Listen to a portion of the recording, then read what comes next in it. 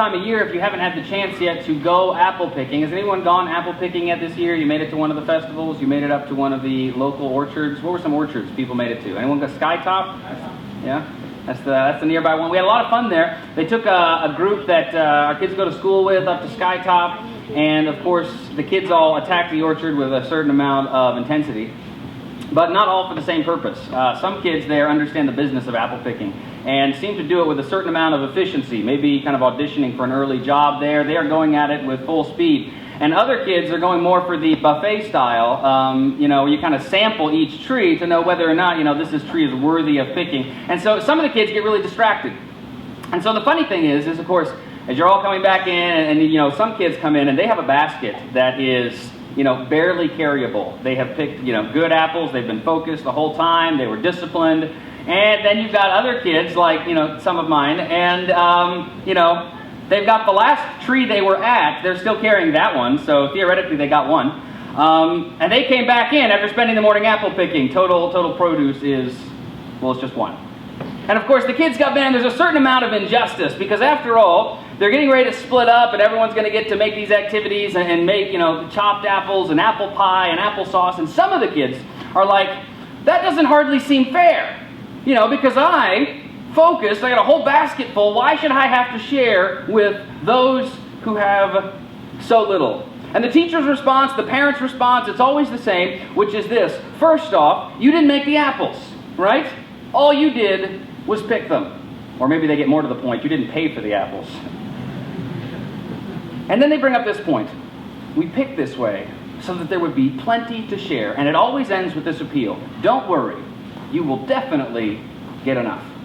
Right, and that's the promise. You got some that are really disciplined, some that are really dedicated. But at harvest time, there's just a certain truth that when there's enough, we have a reason to celebrate. Whether you brought much to the table or brought little. And speaking of celebration today, I was informed via email that this is Jer's 11th year as worship director, decade plus one. Can we give him a round?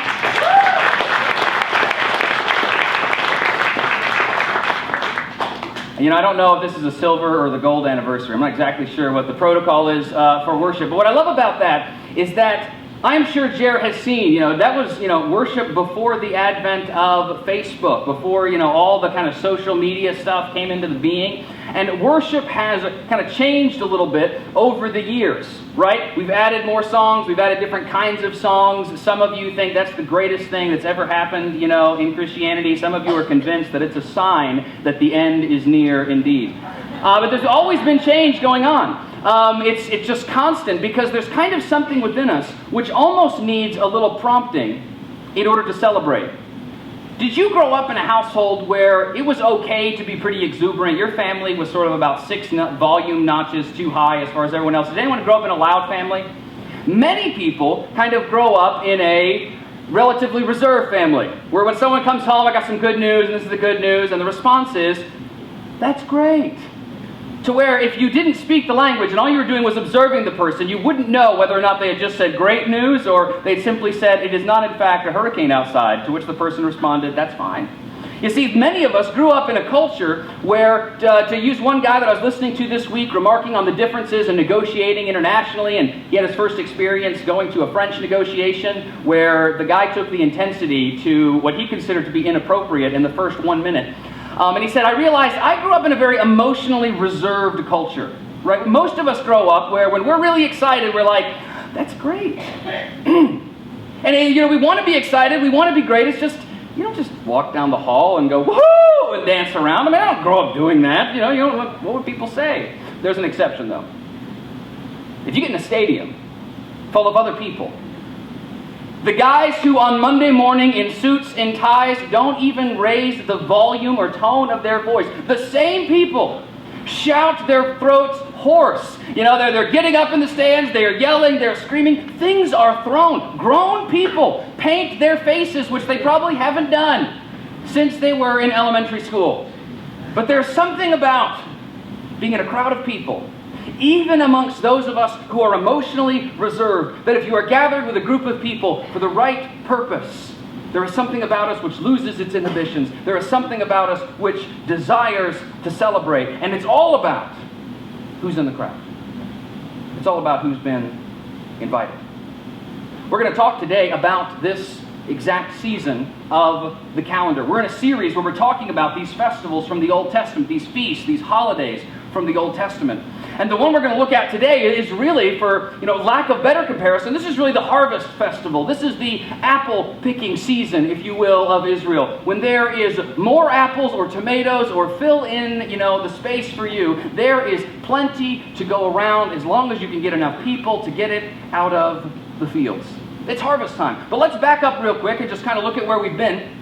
We talked about how one of the reasons that God did this is before there were devotional booklets, before there were worship CDs to take home to get you really excited on Monday, and those are all great. Before any of those resources existed, how did God expect people to learn about Himself? And He said, I'm going to do it through a series of holidays and celebration, through not working on the right day, through telling stories over and over to subsequent generations so that they will know who I am. And all of us recognize the power of this, because we all know the stories from Christmas. We all know the stories from even relatively obscure holidays, such as most of us here know about Groundhog's Day. And I don't even know when I learned that growing up. It just, it was on the calendar and they did it in the news every year. We all know these things because as a culture, those are things that we all chose to celebrate. And when God said, listen, I need you to have certain days you don't work, certain days of the week, certain months of the year, certain times where you decorate your house different, where you eat different, where you sing different, so that you'll remember to tell the stories about where you come from and who you are. The first one that we looked at was this one. And this one was that good theology should sound like a trumpet, hopefully not a tuba. Good theology should sound like a trumpet, right? Good news, the declaration of victory. And you can't help but think of that story and not think of, whether you're in the Old Testament and you go to Joshua, right, and the walls come tumbling down, you think about Jericho and that blasting of the trumpet, or maybe for you, you think of that great hymn that says, when the trumpet of the Lord shall sound and time shall be no more. And for you, you go to the very end and the final note of victory. Good theology begins and it ends. It sounds like a trumpet. It's a declaration of good news. And if theology for you growing up has sounded too much like a dirge, it's time to raise the key and drop the minor chords. It's time to get out the trumpet.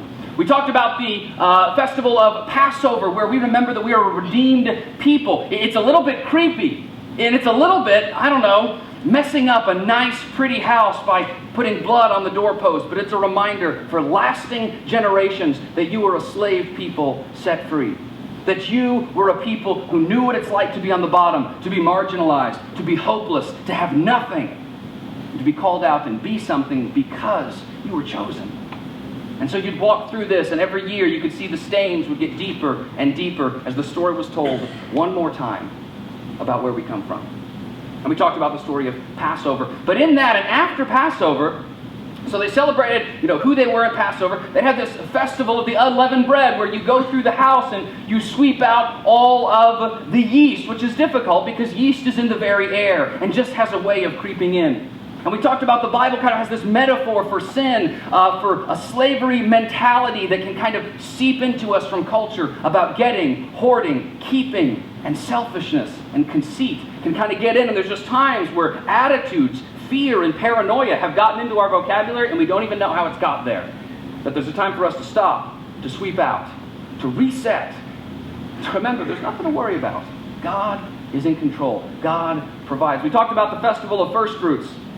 How you were supposed to go right after the very, very first stalks of wheat came up, and you break it off and you go to the priest and he shakes it in the air and everybody pauses and says, this is a promise of what's coming. And that festival and today's festival bookend the economic period of the year for an agricultural calendar. If you wanted to think about it this way, you could kind of think of it as bookending, the mentality that we have when we go into the season of our lives, when, we started going to work, we started going into the workforce, and we finally started getting the benefits from education and from investment, from the beginning to the end. And God is very careful that the whole time that that's going on, He wants to fight against the mentality of grab, hoard, and keep. And He consistently is saying things like trust and share and rejoice. And so as we look at today's festival, let's go apple picking. We're going to be looking In Leviticus 23, verse 22, don't be scared. We won't. It's not a tough part of Leviticus if you've not had a chance to be in that book before. But we're going to begin in a different place. We're going to begin in Acts. So if you follow along in your Bible, there's one in the seat in front of you. We're on page 125. Go ahead and hold that with your finger. Just follow along up here, because we're going to jump forwards in time to the book of Acts. This is a history book written by Luke about the church. And like most good histories, it's got a really elaborate introduction. So this is kind of the actual beginning, even though it's in chapter 2. And the people of God had been kind of waiting around. The disciples, about 120 of them, have been waiting around because Jesus said, wait. And they're like, okay, we'll wait. And so they waited. And they were waiting, and they were waiting, and they were waiting. And finally God said, right, now's the day. Today's the day. And here's the day it is. And maybe you've read this before and just kind of, maybe you've read this name before, but it says this: when the day of Pentecost came, they, that is the disciples, the very first believers, were all gathered together in one place because Jesus said, wait, and the church was getting ready to start. And here's how it started. Suddenly, a sound like a blowing of a violent wind. Holy good theology, sounds like a trumpet. Violent wind came from the house and filled the whole place where they were seated. And here's what it's going to say next in the verse. They saw what seemed to be tongues of fire that separated and came to rest on each of them. And all of them were filled with the Holy Spirit and began to speak in tongues as the Spirit enabled them. And Peter is going to go and launch the very first church. But what's interesting is that God said, you need to wait. Well, what are we waiting for? Well, I'll let you know. And what God is waiting for is He's waiting for the festival of Pentecost. He's waiting for Pentecost to happen. Now, we think of Pentecost as kind of the place that the church, the birthday of the church, the first day the church was started. If you didn't grow up in church, you might just hear the word Pentecost and go immediately to Pentecostal, a group that kind of ties their identity to this very first gathering.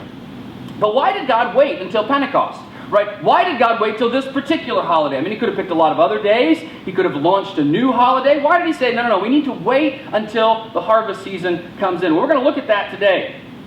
So why don't you jump on back to Leviticus chapter 23, verse 15. This is after the series of first fruits. And so here's what it's going to say.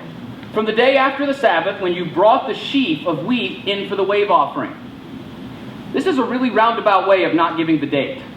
It's kind of annoying. I don't know if you've ever asked somebody for directions. I was going to a friend's wedding recently who insists on not using a GPS consistently. And so I said, well, give me directions to get there. And he starts rattling off, well, let's see, you go about halfway up the hill and you'll see a truck. And I'm like, just give me the address, man. He's like, oh, my directions are just as good. And so I'm listening to his directions and trying to take notes on the one trailer and the one garage and the one. I'm like, just give me the address, man. I just want to use the GPS. Just give me the. And it's like, no. Mine are just as good. I made it there 40 minutes after I was supposed to. This is not going to give you the date. It's going to say, here's the day Pentecost is to be celebrated. You remember the Sabbath after you did the one thing? You're going to wait about 7 weeks after that. Why give that as a... Can you imagine going to your kids and saying, okay, your birthday is... And instead of saying June 22nd, you say, your birthday is going to be 46 days after we celebrated April Fool's. What are you trying to say? Right? What if you gauged your birthday entirely in terms of another day? Why would you do that? God could have just said the 10th. I mean, it's not like it changes every year. It's the exact same amount of time. Why say it like this? Here's why. It's because Passover is the anchor. Passover, a day is given. This day, Passover is celebrated. And the rest of the holidays, until we get over to Tabernacles, the rest of the holidays say, now 7 days after, you remember that one? And then 50 more days, you remember back to that one? Both of them are still dated and pointing back to the identity of Passover. Your identity as a person of God, that God has brought out, that God has provided for. Remember the stories of manna in the desert. That's probably going to come up as we talk about God's provision in the harvest. You remember the stories about how God provided the psalm we read today. He struck the rock and provided water. He provided quail. He provided cover and protection. The harvest celebration is dated to look back and remember who you are. So keep that in mind today as we look at it. It says this, now for the day after the Sabbath, you wave the sheaf, that is first fruits. There's going to be 7 full weeks. If you were in a good math class with a good math teacher, how many days is that?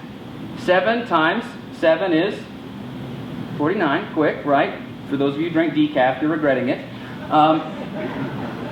Plus 1. So it's 7 weeks plus the day after, which is 1, so that's 50. I don't have enough fingers, but it is 50. That's where the name Pentecost comes from. It just means 50 days. This is 50 days after Passover event. Count up to 50 days and then present a new grain offering to the Lord. Now, wherever you live, you are to bring 2 loaves made with 2/10 of ephah of the finest flour, baked with yeast. Maybe that's God's way of not making a weird anti-yeast religion. Right? Don't overplay a metaphor. He says, go ahead and bake it in with yeast and bring it into the Lord. You're going to bring 2 loaves of bread in to celebrate. On the same day, you're to proclaim a sacred assembly and do no regular work. This is to be a lasting ordination to come wherever you live. I don't know about you, but whenever you go to a group of kids in school and say, now, this is going to be a day when we're going to have no school, there's a reason to celebrate. If your boss said, we've got a new federal holiday, it's going to last a week, and it takes place around the fall, all of the people in the city say, amen. That's a good reason to celebrate. You're going to cancel all the work, and you're just going to get together with friends and family, and that's what we're going to do when the harvest is finished. It's harvest time. You see, there's more than enough for everyone. In an agricultural society without any machines, the real problem at harvest is not that there isn't food in the field, it's that you have to get it all out right away. You have to get as many people as you can get together to go out and to pick. I've had the opportunity to go a couple of times to Earl's house to pick tomatoes with my son Noah, which means me and Earl have talked and my son has picked tomatoes. I'm middle management, so there's rules. And so he's out there working to pick, but he could go out there for hours, and I could get a call from Earl just a few days later and says, there's more tomatoes here than we know what to do with. Right? The problem is not the lack of produce, the problem is the lack of hands to get it done. And so harvest is all about going on friends and neighbors and saying, right, let's come together, let's get everyone on board, and we're all going to go out to the fields, and there is going to be plenty for everyone. You see, everyone is going to be commanded to bring something. The offering, the first offering that they're supposed to bring, now there's going to be an offering with lambs and whatnot that the nation gives, but everyone's supposed to bring, do you remember what it was? 2 loaves of bread. It's an unusual thing to bring. Bring 2 loaves of bread. Why would you bring 2? Well, a loaf of bread was kind of the standard meal. I mean, that was kind of a standard meal. So why would you bring 2? Sure. See, you guys had good kindergarten or preschool teachers. That's great. You bring 2, it's just kind of given. If you have 2, you're supposed to share. So everyone is supposed to bring this. Everyone bring 2. And the great part is this, is you got a backup plan. Because if not everybody brings 2, that's okay, because everyone else brought 2. So you're covered. Everyone can just share. Even if you had a terrible year, you can still come. There will be more than enough to go around. And it would be great to be a part of a society where there was more than enough to go around.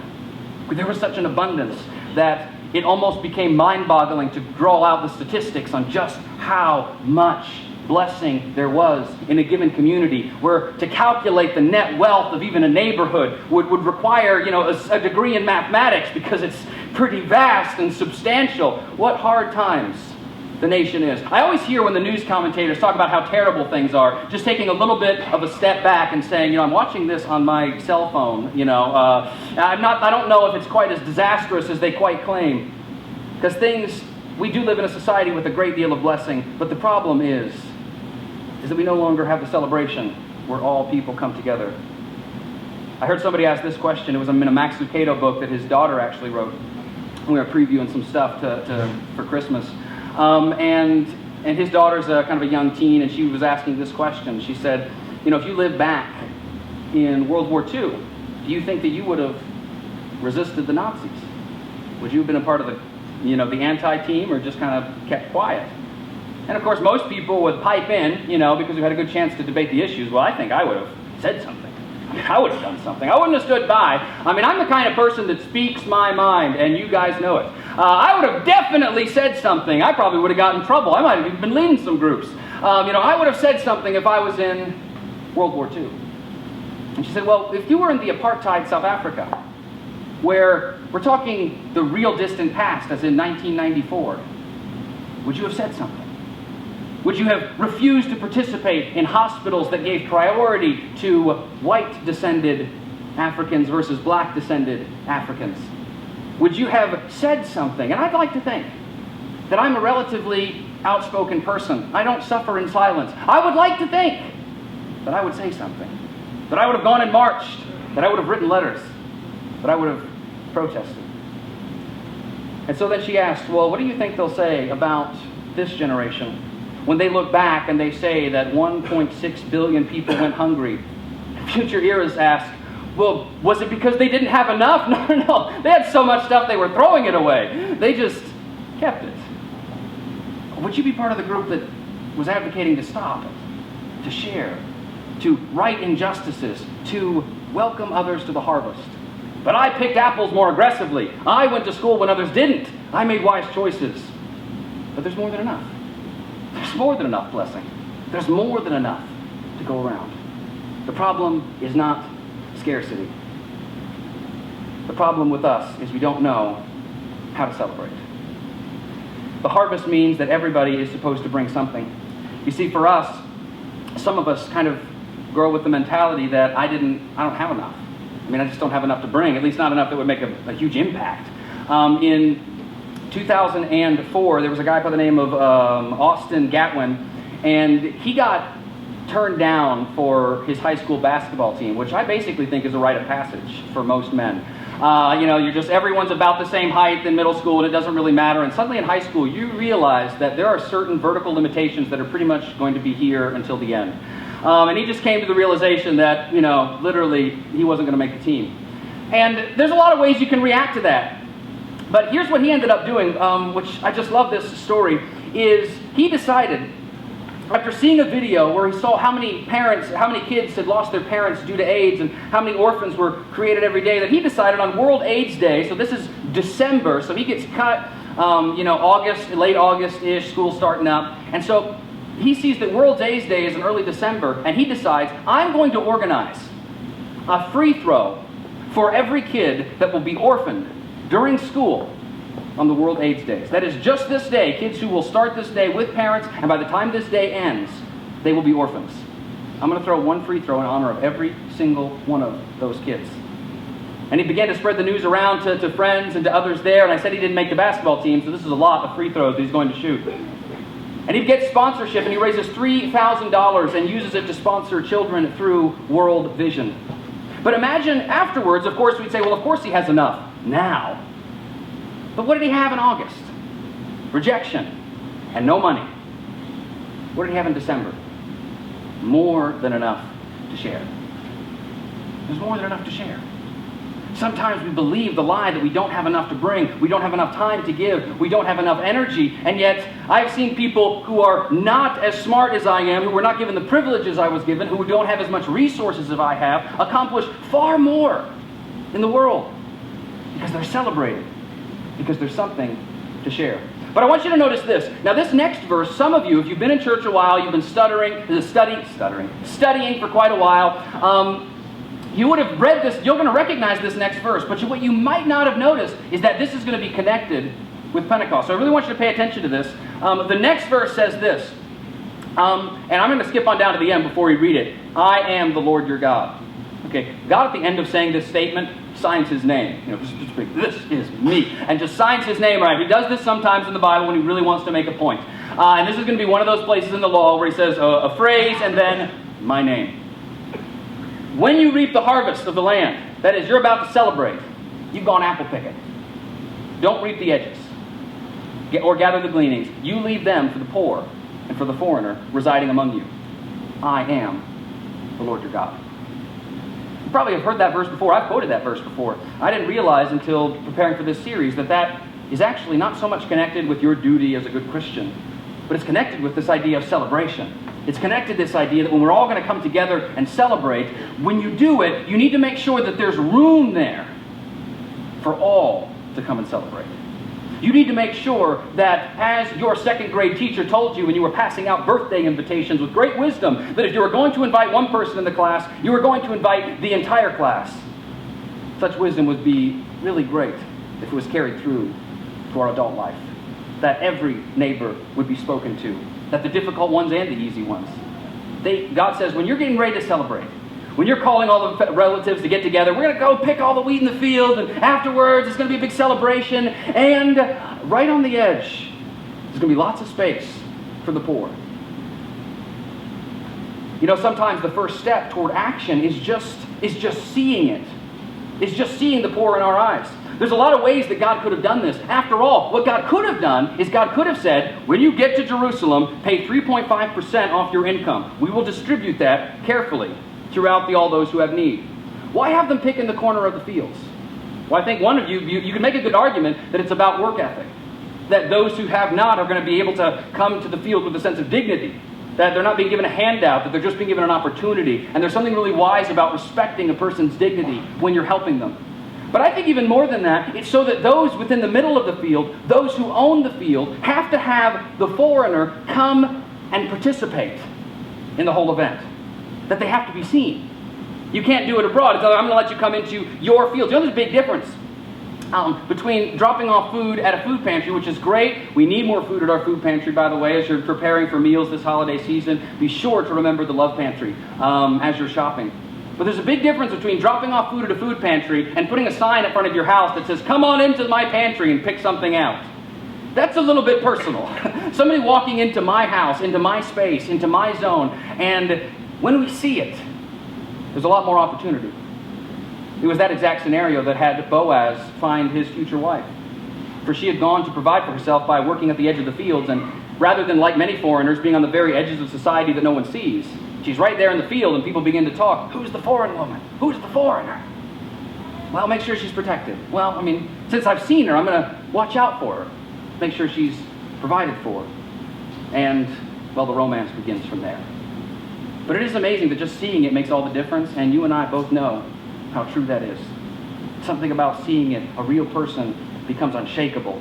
Emily Chapman went down on a mission trip when she was in high school to Haiti, right after one of those devastating earthquakes, and she saw a child there, and she said, we have to adopt.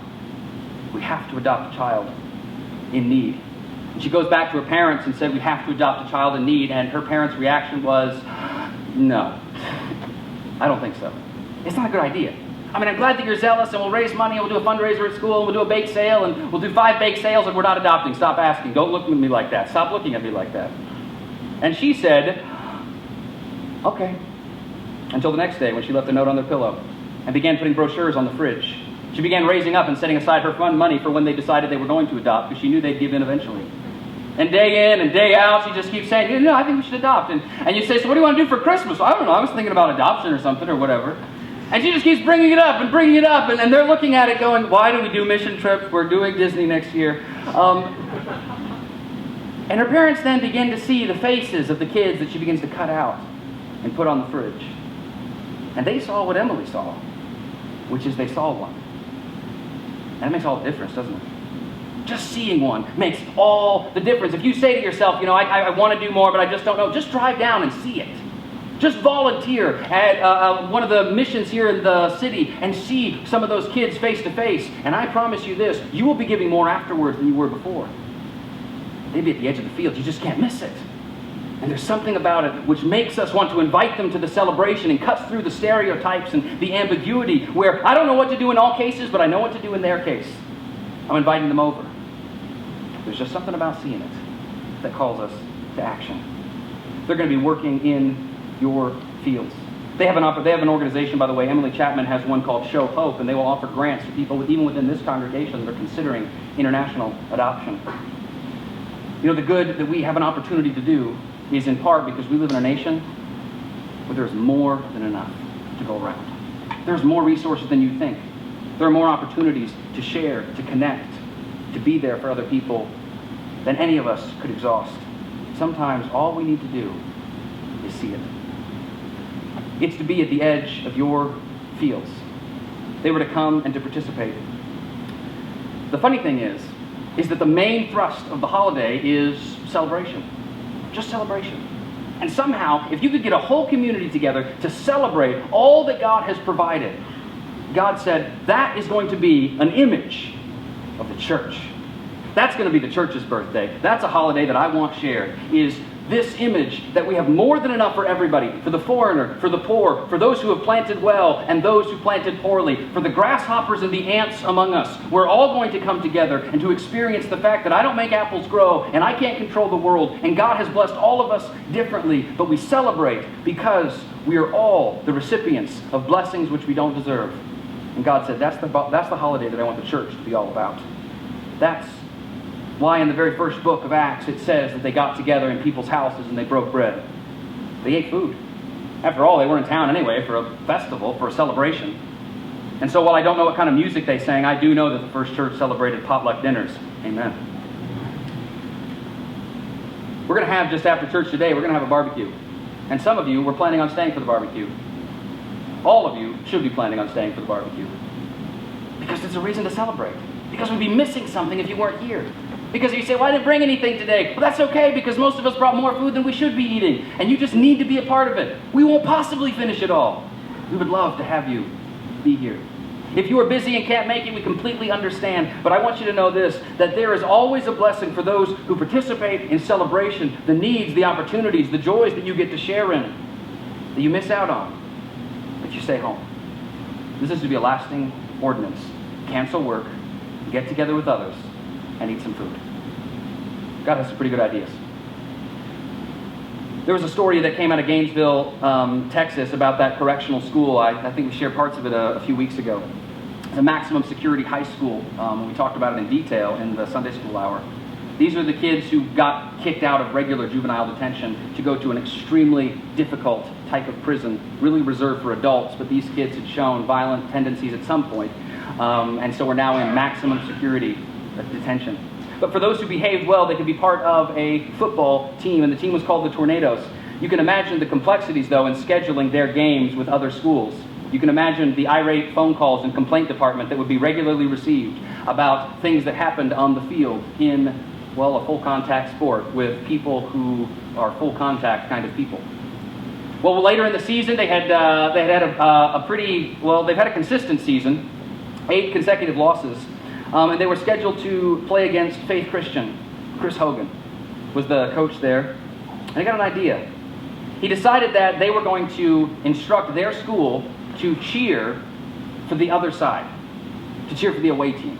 And so they lined up a giant spirit line. They called Gainesville and they told them what they were going to do. And the guy's like, yeah. And people, they write cards and stuff for us. We get that. We'll get some JV cheerleaders. You guys will be happy to have a few people over there. But when he showed up and we see the amount of people that turned out for the game, and the amount of people lined up in the spirit line, the kids thought they were supposed to go around it and let the other team go. Because there was a lot of banners and names written on them, and there's obviously some kind of confusion. They said, no, you just run down the line. Why would we run down the line? They don't even know us. Just do it. And so the kids are running down, and they're like, well, this is interesting. And they break this banner. And then everybody goes from the spirit lines to sit on their side.